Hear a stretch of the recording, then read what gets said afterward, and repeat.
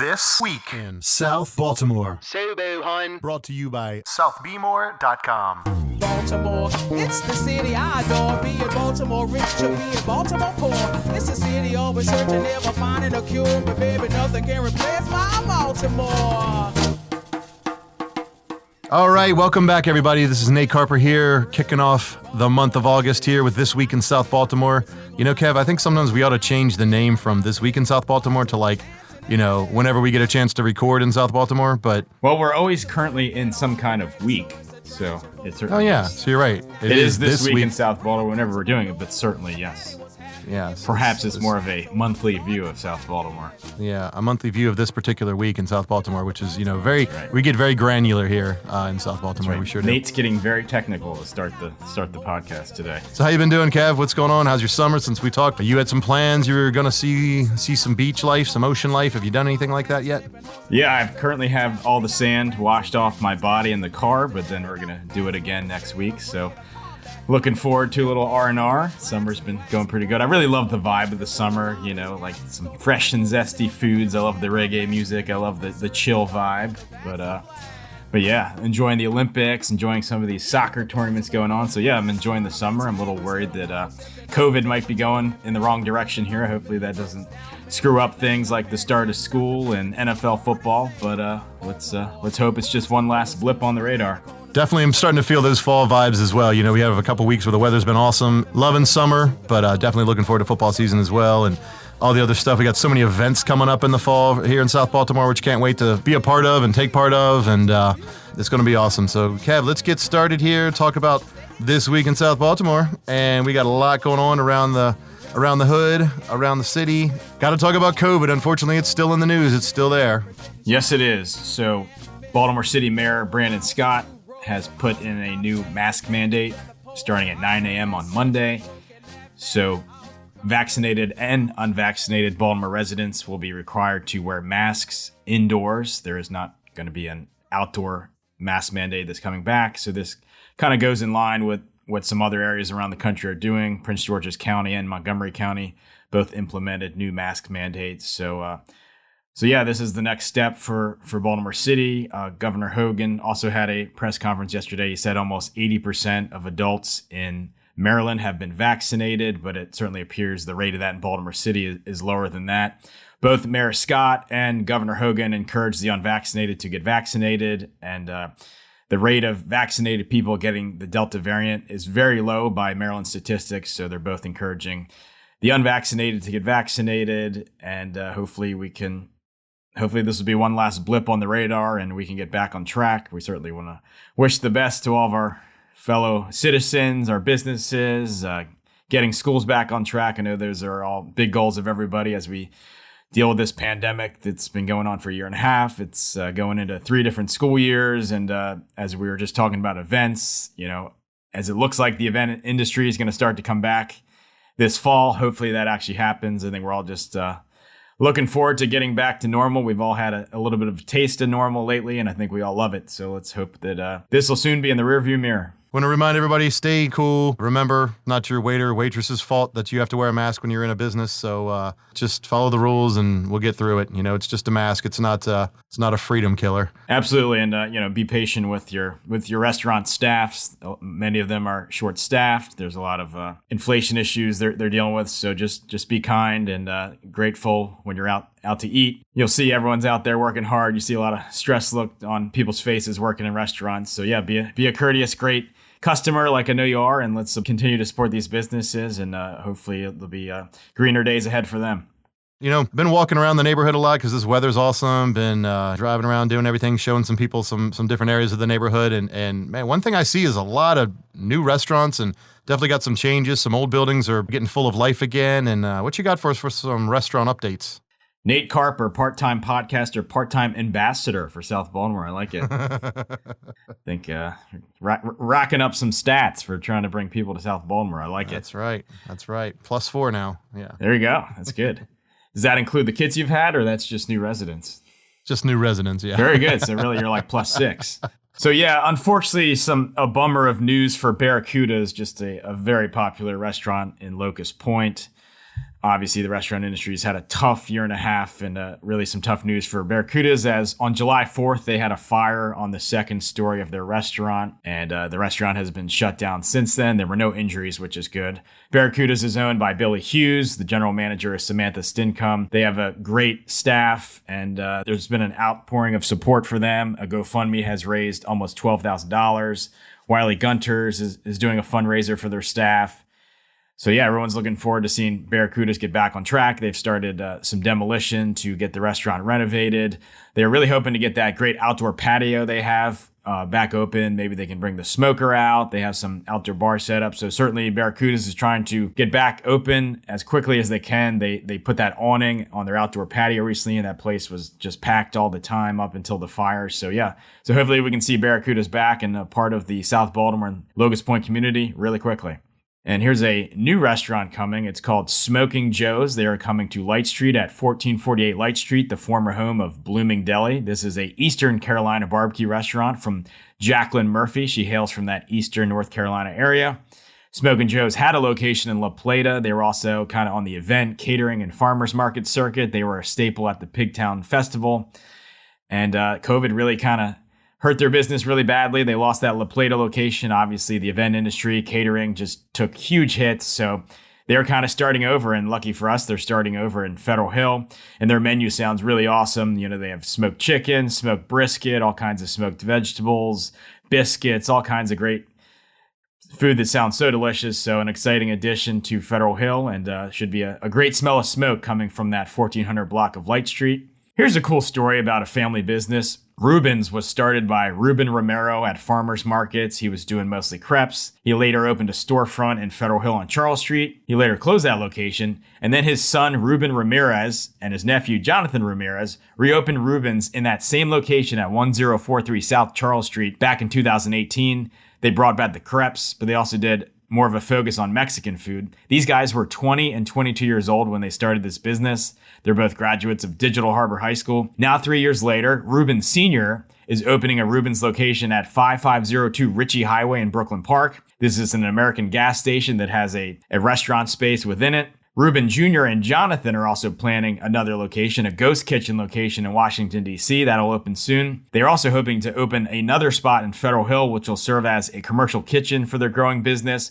And they're also looking to maybe do some retail at their location as well. So they're looking to support their 3 locations, their growing catering business. So yeah, just a great story of some young guys working hard. Their dad's back involved, and some really good burritos. They're getting into some of those fun ideas. They do a Cali burrito, which has French fries in it. They're doing those birria tacos, which are getting really popular, which are tacos dipped in a broth. So yeah, congrats to the Romero and Ramirez family. Those guys they're growing quickly.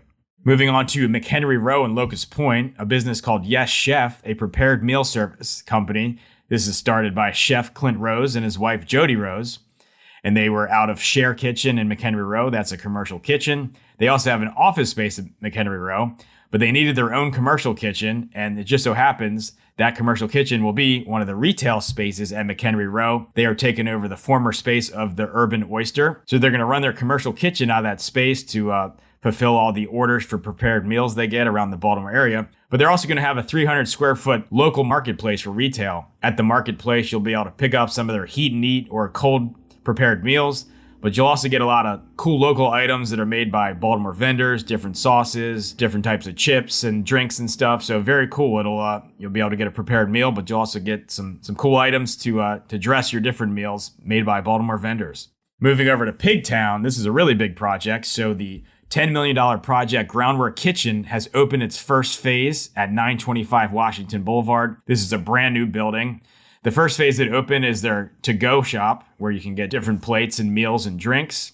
And soon Groundwork Kitchen will have this large dine-in restaurant. They have this beautiful dining room with these high ceilings, these large windows. You can see the beams. It'll definitely be one of the more stunning dining rooms of Baltimore. And they're going to have a culinary training center where they're going to teach the culinary arts to people that, this is a workforce development project.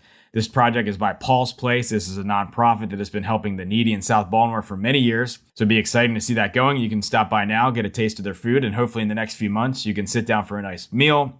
You can have them cater your wedding or your office event. Certainly, if you know anybody that's looking to get trained in the culinary arts world, they will be starting their classes and be training a lot of new candidates every year. Over to Federal Hill, a new stall is open, Southern Spice. They took over a space that was vacated by Royal Farms. This is a business by Army veteran Chef Rex Murray. He's from Memphis, Mississippi, and Indianapolis. So this menu is a collection of different plates from the South, including catfish, Nashville hot chicken, shrimp and grits, gumbo. Really good stuff. We'll be mentioning them again later in our Great Plates of Late section.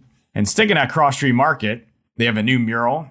This mural is a bright new mural next to their outdoor seating area on the south side of the market. This mural was a partnership between the ownership of the market and Chesapeake Beverage. This mural features elements of Baltimore and Maryland flags, Federal Hill Park. It's got images of food and drinks, a section reading The Heart of Federal Hill. It's got the Stella Artois logo. This mural was painted by local artist Greg Gannon and designed by Messenger Sports. Another story here, Codetta Bake Shop, which is based in Riverside. They've been working out of the Mine Pub building lately. They were selected as one of 5 Black-owned businesses that will receive grants to open a storefront downtown. Codetta is owned by Samaya Bilal and Christopher Burgess, and it offers a nice collection of desserts. So we'll keep an eye on that story to see where they end up. Well, that's cool, Kev. That's a lot of good, yummy restaurants coming into town. And also we got some other businesses opening up, and it's always exciting to hear about. Sure, yeah, so we have Ace Hardware Federal Hill. This is part of a chain of 13 Ace stores called A Few Cool Hardware Stores. They are moving to an employee-owned model. How this works is they're going to an employee stock ownership plan. This means the owners of the business will sell the business to a trust, and then the employees will be getting stocks and eventually take over complete ownership of the stores. I know everybody in Federal Hill really loves the employees of Ace. You walk in there, they're always asking you what you need. They're very helpful, such great customer service there. So hopefully this works out great for the staff of Ace, and they continue that great culture there at Ace Hardware. Another business, Sobo Strength and Performance, has opened in Locust Point. They take over a 4,500 square foot building at 1104 Hull Street. This is a former International Longshoremen's Association, AFL-CIO building. This is a business by James Rehack Jr. He put together a team of local trainers and fitness professionals, and they're offering classes, personal training, and it's now open. Definitely go down there and check it out, get in a workout. Over to Federal Hill. Federal Hill resident Victoria Irby has opened a storefront for her business, Buck Wild Dog Training, at 1126 South Charles Street. This space has been some different boutiques in recent years, and Victoria was actually a property manager for the property, and now she's also the tenant. Victoria is passionate about dog training and believes that you can do a lot more with your dogs if they're well trained, bring them out to restaurants, bring them on vacation, bring them to hotels. So she's very passionate about training dogs. So Nate, Sobo residents, make sure to get those dogs trained. Oh, they need it for sure. Puppies, oh my God, they need it bad. Yeah, it's always very cool to see the dogs that can kind of fit in anywhere that are well behaved. I've never had that luxury, but maybe I'll have to go to Victoria next time I get a dog. So here's a story of a business relocating from Chicago to South Baltimore as WirePulse, which provides digital solutions to the utilities, industrial wire supply, and installation industries, has relocated to the BGE campus in South Baltimore. WirePulse was founded in 2017 by Jason Zielke. In this new location, they're going to look to grow within different Mid-Atlantic energy companies. And then one more business story, Privé Salon has relocated within Locust Point as they move from Silo Point to a really cool row house that was renovated in recent years at 1400 Andre Street. Very cool. Very cool. So lots of movement, some new stuff, and never a dull moment with our businesses here in South Baltimore. And also never a dull moment in commercial or residential real estate, right, Kev? Yeah, it seems that way. Certainly you have the residential market, homes, people buying homes, selling homes, but obviously real estate development and then public space improvements are always very active in this area. And we certainly have some news on that front. Starting with the South Baltimore Gateway Partnership. They manage half of South Baltimore's local impact grants from the casino. They've announced $6 million in grants going to local parks. This will go towards bringing back the long vacant Carroll Park Recreation Center, which is next to the skate park. $2 million is earmarked for that project. Florence Cummins Park in Westport will get $1 million towards its master plan. And Solo Gibbs will also get $1 million towards its master plan for that park in Sharp Leadenhall. It's right on the border of Otterbein. So certainly some nice money going towards parks. Some more money from that announcement is going towards new lights for the complex they're doing at Reedburg Park and Cherry Hill, and some other sports leagues they're keeping going. So certainly some nice money going from the casino into the parks we have in South Baltimore and sticking with Solo Gibbs Park. They have that master plan where they're going to improve that park over the years. But one little project has started. That's with the tennis courts on the northern section of that park. One of the courts was removed, and another one of them was renovated. It is now a functional tennis court again. Those courts were once renovated by former Oriole Brady Anderson. So here's a second go around on that many years later. And I know I once tried to get into tennis around here, and it's very difficult to get on a court. So this is exciting, as there will be one more good tennis court for the area. Moving on, there's 3 large townhomes that are planned for the 1800 block of Marshall Street in the South Baltimore neighborhood. These townhomes will replace 5 garages and a grass lot. These homes will be adjacent to the 2 East Wells apartment building. These homes will be 2,680 square feet. They're going to have garages, rooftop decks, 3 bedrooms, but there will also be bonus rooms on the first floor and on the top floor. These plans were submitted by NW2 engineers. And then moving over to Southwest Baltimore, Southwest Partnership has opened a new office, and they're also planning a cool theater project. So their new office is a 10,000 square foot building at 1371 West Baltimore Street. This is the former Little Pages Furniture building. They were there for over 120 years. So Southwest Partnership has moved into this new office space. They have a second story on this building where they're going to look to clean up that space a little bit and bring in some other tenants that are going to work out of that space. Southwest Partnership, which is a collection of the different neighborhood associations and anchor institutions in that area. So they have a lot going on in Southwest Baltimore. And one of their big projects is they purchased the Lord Baltimore Theater at 1110 West Baltimore Street. And their goal for this now is they want this to become a dance studio and theater. So it'll be done in 3 phases. There's a vacant lot next to it where they're going to activate an outdoor space, do some performances out there. Then they're going to create 2 storefronts along Baltimore Street. In those storefronts, you might see a dance studio in there. There might be a cafe that can serve the street as well as the theater. And then a phase 3 of this project is getting the theater back renovated in the rear of the property. So an exciting project there. They're hoping to get that outdoor space activated and possibly open by next spring. The retail spaces, that'll be next. Hopefully those will come online, maybe in 2022 or 2023.